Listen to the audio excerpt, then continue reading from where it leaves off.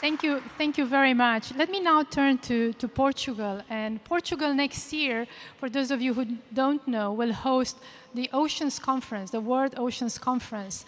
And we know very well that when we speak about biodiversity, we speak about the totality of forms of life on the planet, that is on land, but also in the water.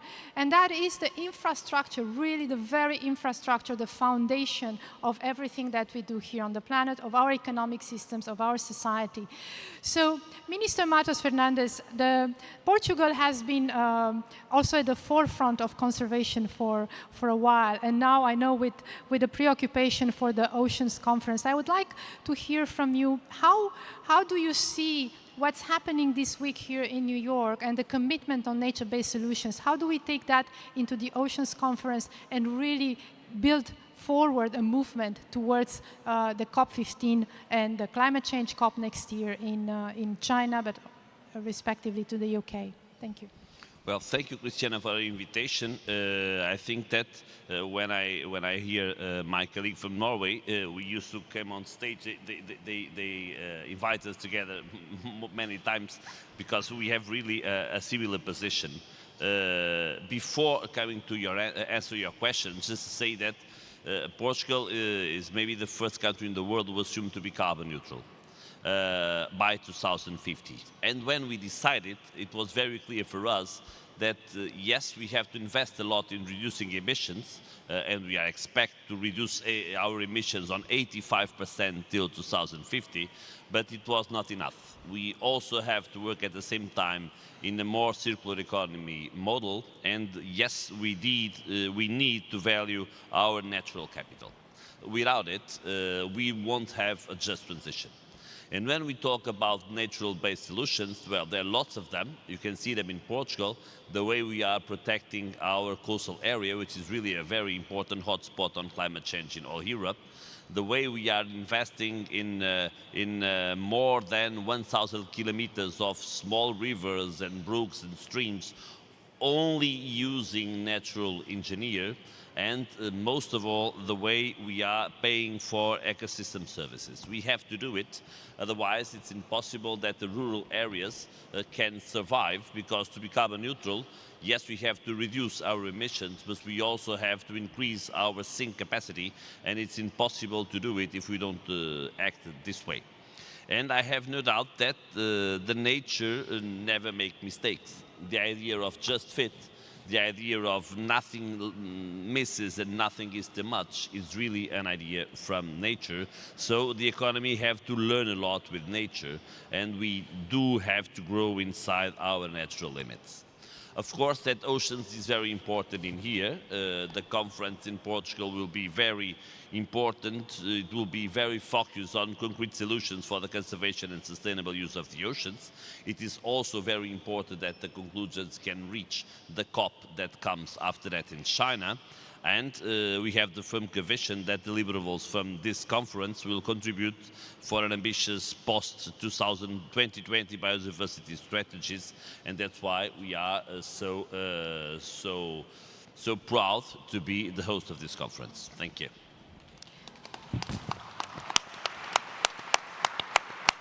So, Minister Dr. Tani, in fact, as I think we refer to you,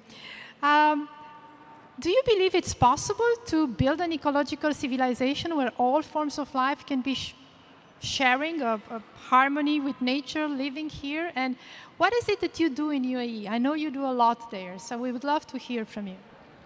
Thank you, Christina. Absolutely, we can build ecological civilizations. We've been doing an amazing job in the way that we're running the biodiversity and ecological system in the UAE. In the last few years, we did a significant work on the data collection and data gathering, which is going to build the way that we're running and managing the whole sector. One of the main projects which we started is the natural capital biodiversity projects. This is a 4-year project which we started this year and is going to continue there. We're going to evaluate each biodiversity species that we have and take the economical value of those in all aspects of economical initiatives and development projects that we're doing. The second 2 projects which we did, we almost done with the red list in all categories was going to be by the end of this year available for the public as well as the interested party. The third data collection, which we're about to finish as well, is the invasive species, which we managed to identify so we can work out and clearing and removing those from our original biodiversity work. We start even integrating the latest technology, like using the satellite and the drones in the way that they're running the biodiversity sector. We started this project with our space agency and we're about to finish. We built the algorithm for the biodiversity, just matter of populating the data in the system, and then by the end of this year it's going to be ready. Coming back to the nature-based solutions that we have done in the UAE, there are so many examples which we have done. Let me just take a couple of examples from the marine life as well as the on-land life. The marine life, we have managed in the last 3 decades to triple the areas of mangroves. The mangroves is a fantastic species in the marine. It's purified water, it's becoming a habitat for the species, and it's one of the main species which emits, sucks the CO2 and reduces the CO2. The other projects which we saw that has a huge impact on the marine species as well is the artificial caves that we managed to put back in the underwater, and the life comes back to us. So small interventions that we did in those areas, and we managed to do it. One last example, we managed to breed so many species that were about to extinct or officially announced to be extinct. A couple of them are the Arabian oryx, the African oryx, the falcons, the hubaras. And the minute that we release those species into the wild, the ecological system comes back, or even sometimes gets much better than it used to be. Those are the nature-based solutions that we always intervene in the system wherever we go. Thank you.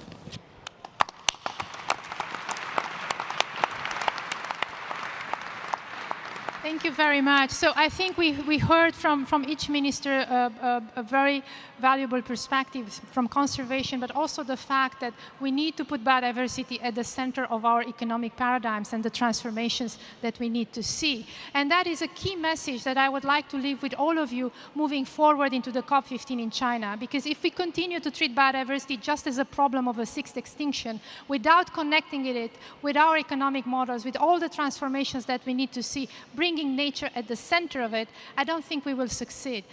And with that, to succeed even more, we need political leadership. I think one thing that was missing perhaps in this agenda is political leadership from the top. We have here 3 champion ministers, but I would like now to pass the floor to our partners from National Geographic to introduce a head of state who can also share with you his vision. So I would like to introduce Enrique Sala, who is an explorer in residence at National Geographic. Thank you, Enrique. On behalf of National Geographic and the WIS Campaign for Nature, I'd like to thank the government leaders who are here tonight, present, who are leading protectors of our planet. And some of these countries have come forward to create a high ambition coalition for nature and people, including United Arab Emirates, Monaco, my friend Lee White, Minister of Environment of Gabon, who's protected critical forests in West Africa and a quarter of Gabon's waters. Monaco, Seychelles, Cameroon, Mozambique. And this is what we need. A global deal to protect at least 30% of our planet by 2030. That together with shifting to renewable energy economy and changing the way we produce food is our best chance to prevent a mass extinction, irreversible climate change, and the collapse of our life support system. It's an ambitious goal, but it's valuable, it's simple, and it's popular. We just need to hurry to get everybody working together to achieve that. The good news is that some countries have already started, like the Seychelles. So please join in welcoming President Danny Faure of the Republic of Seychelles. Excellencies, founding members of the coalition, ladies and gentlemen,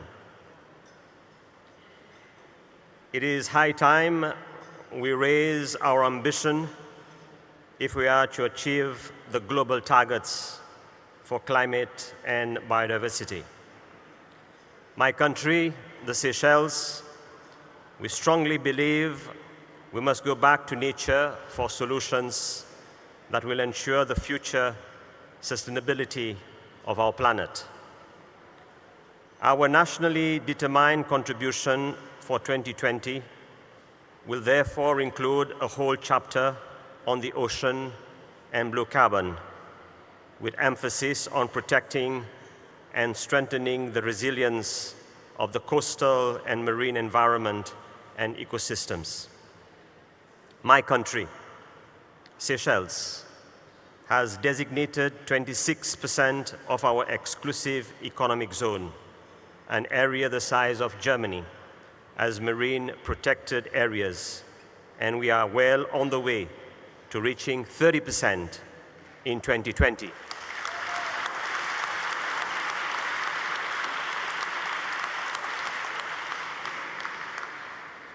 Thank you. We will then triple the Aichi and SDG 14 targets for conserving the ocean and achieve the target of protecting 30% by 2030, a decade early. Additionally, close to 50% of our terrestrial area is also protected, far surpassing any targets that exist. It is therefore only natural for us to join the coalition of countries pushing for the ambitious target to protect 30% of our planet by the end of the next decade. However, funds for biodiversity and climate action are nowhere near enough, and countries must find new and innovative methods of financing for nature. Seychelles, first of its kind debt swap for ocean conservation and climate action and blue bonds for sustainable fisheries, the first in the world, are examples that brought together public and private financing to help ensure a healthy, resilient, sustainable, and productive ocean in Seychelles. Excellencies, ladies and gentlemen, the answers we seek are to be found within our natural environment. Nature has its own way of restoring equilibrium. As the saying goes, if you look after nature, nature will look after you. We need to give nature a boost if we are to recover from the tremendous loss of biodiversity, achieve the Paris Agreement on climate change, and implement the 2030 Agenda on Sustainable Development.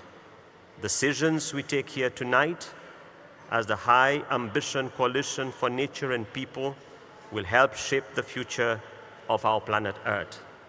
Seychelles is honored to formally join and actively be part of the High Ambition Coalition and commits to help galvanize support to achieve the aims of the coalition. Thank you for coming and thank you for listening.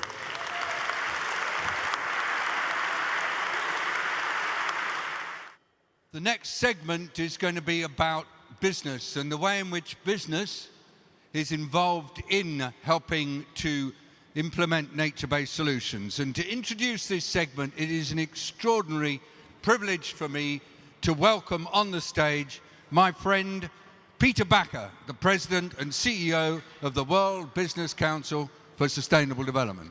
Peter, you have the floor. So good evening. I was asked to come on stage dancing, but my comms team didn't allow it.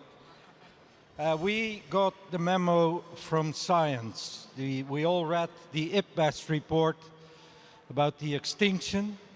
Tomorrow, science will launch the Global Emergency Plan, bringing people, nature, and climate together. So we know this matter is urgent. We understand the food system is at the heart of the problem. 30% of climate emissions, 60% of land degradation, 70% of fresh drinking water. The graph that killed it for me in the Foley report is the one on the hidden cost of the food system. $10 trillion of market value are wiped out by $12 trillion of hidden costs in health as well as in environmental externalities.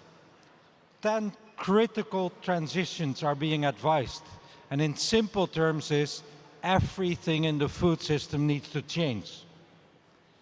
This week here in New York, I would say for the first time, nature is made as important as climate change. And that's an enormous step forward. So I have two distinguished business leaders with me here tonight.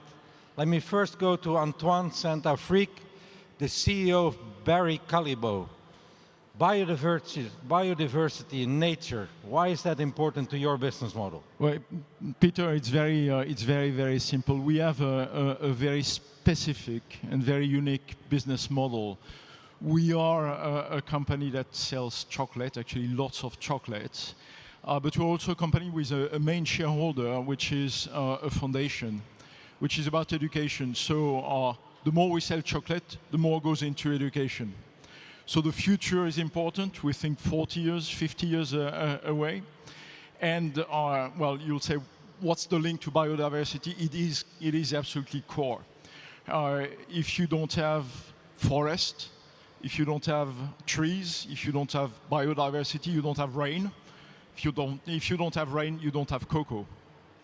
If farmers, and we talk about smallholder farmers, cannot make a living out of their farm because they know how to farm, because they have the right entrance, because they have the right practice, they encroach into the forest, and there, again, no trees, no rain, no cocoa. So that's why 3 years ago, we took an initiative to put sustainability at the heart of our business model with something called Forever Chocolate, and an ambition to make chocolate sustainable, the norm, by 2025.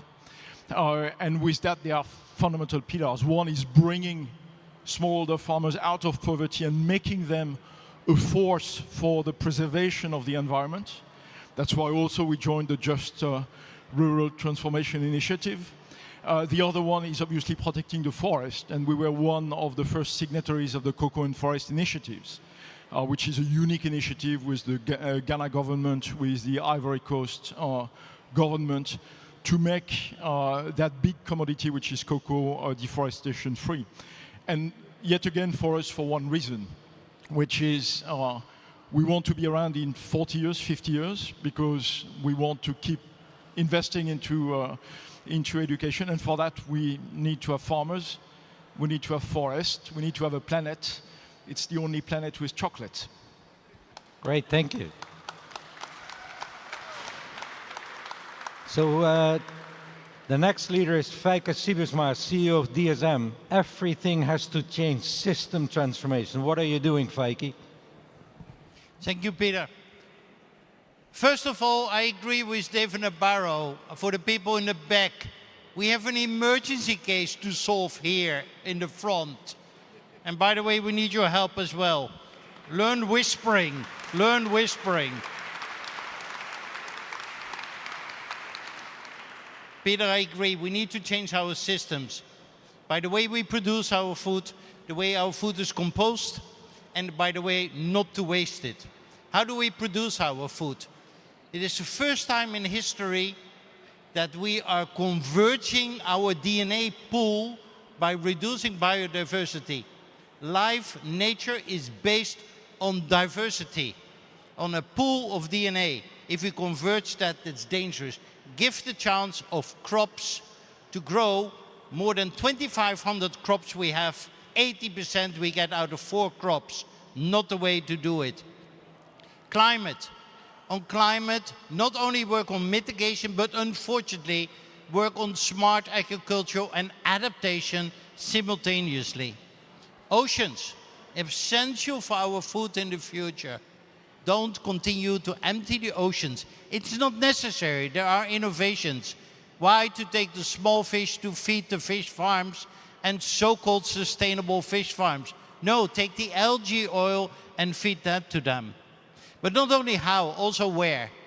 We started a project, Africa Improved Foods, 25,000 farmers, now in Rwanda, later on in Ethiopia, etc. Why is development aid putting them out of business and preventing that Africa is growing its own food instead of being an importer?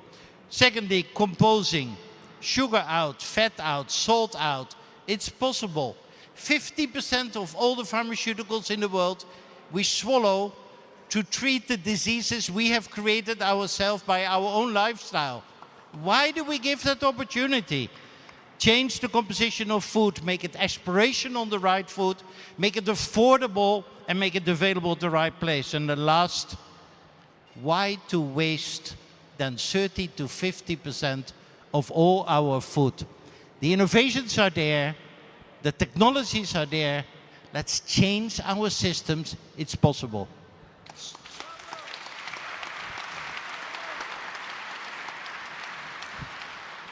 So you can count on business to play its role. This week here, tomorrow, the Natural Climate Solution Alliance will be announced. On Wednesday, Business for Nature will be announced to help Christiana mobilize business into the COP15. But tomorrow, one of 3 announcements by business in the UNCAS meeting will be made by the CEO of Danone, Emmanuel Faber. It's still under embargo. I can't talk about it, but watch this space. Thank you. Thank you.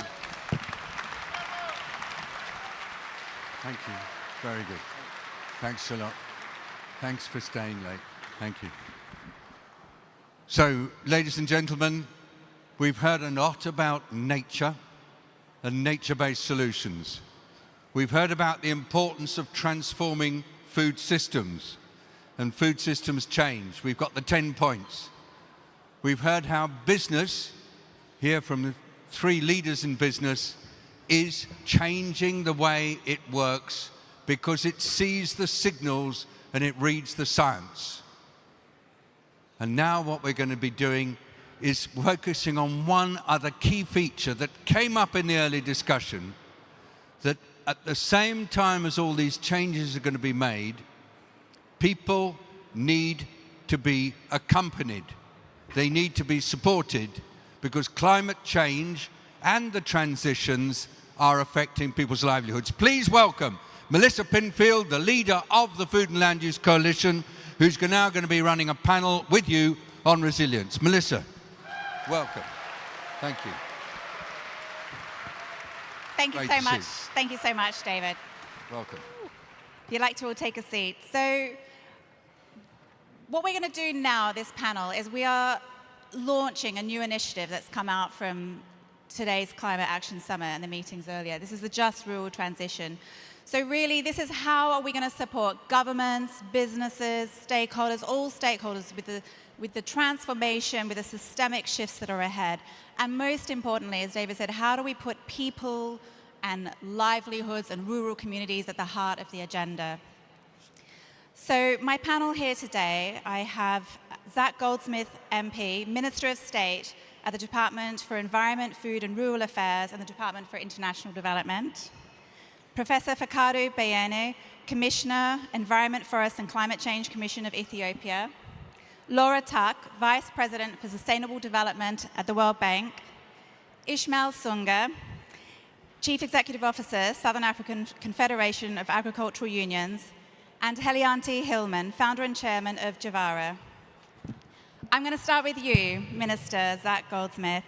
The UK will be hosting COP26 in 2020 and was appointed by the Secretary General to co-lead the resilience and adaptation coming into the Climate Action Summit. How do we make sure that nature, resilience, food and land use are really given the serious weight and attention that they need by governments and other stakeholders? Thank you very much, and thank you for having me here today. I feel this is very loud. Is that okay? I can hear the booming voice coming back at me. Just make one point before directly addressing on nature-based solutions. I think there's a strange phenomenon where if you read the papers today or indeed any day over the last week, you see commentary about the youth protesters. We had someone here speaking beautifully earlier. And the commentary is written in such a way that it implies that the youngsters, the campaigners, are expressing a strong opinion.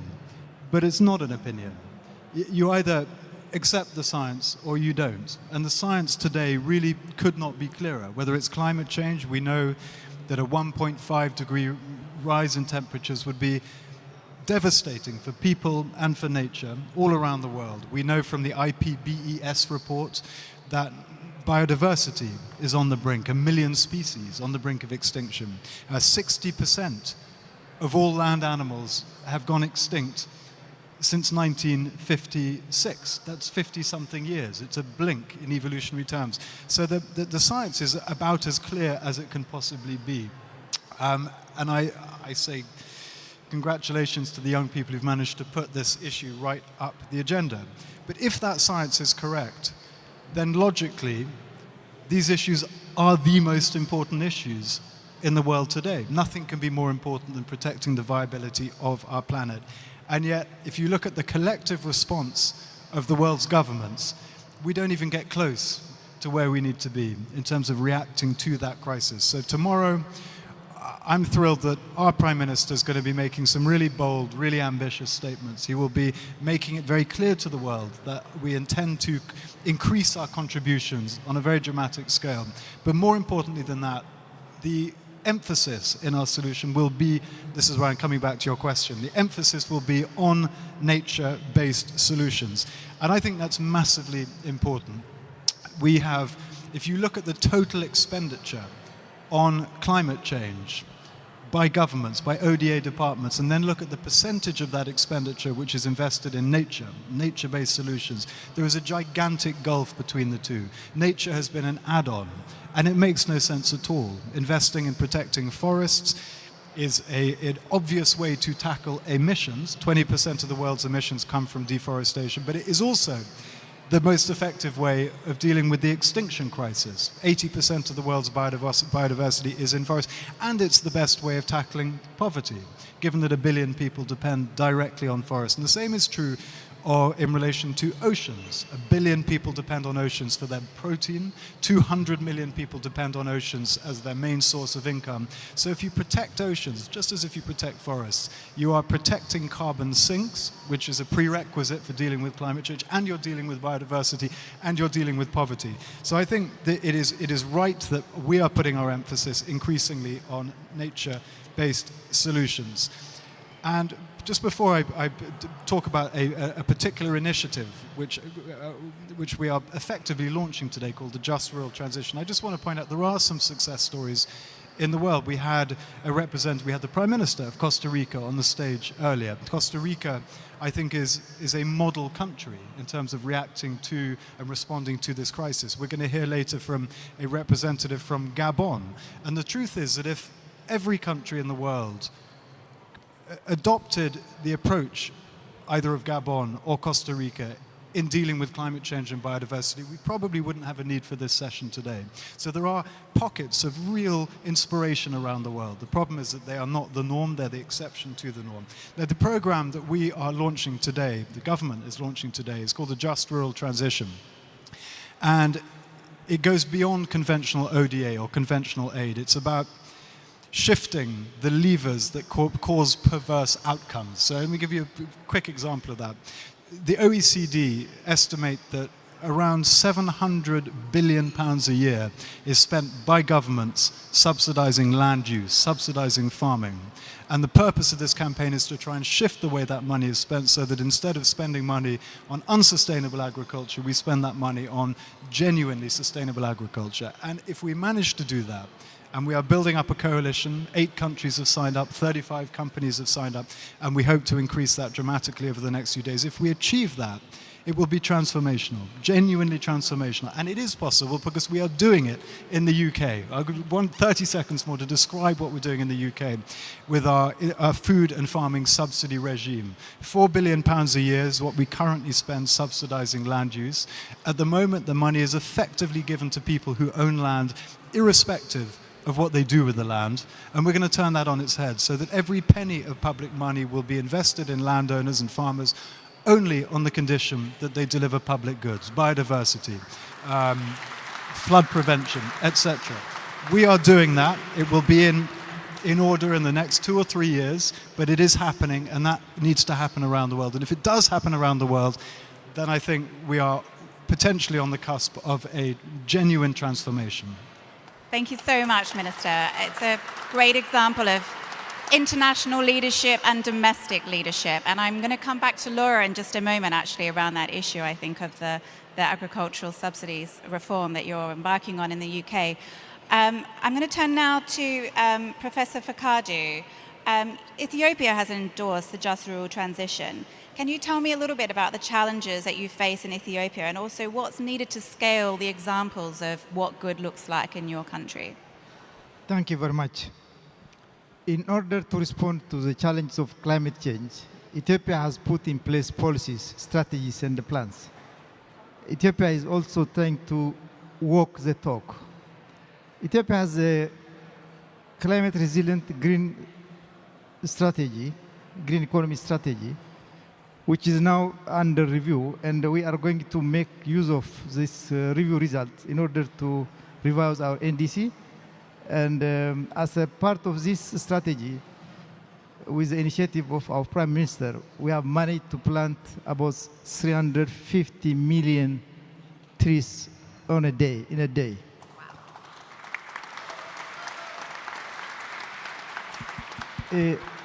In fact, in order to make sure that the success rate is higher, we are putting in place a strategy to follow up and make sure that these seedlings are growing and yielding results.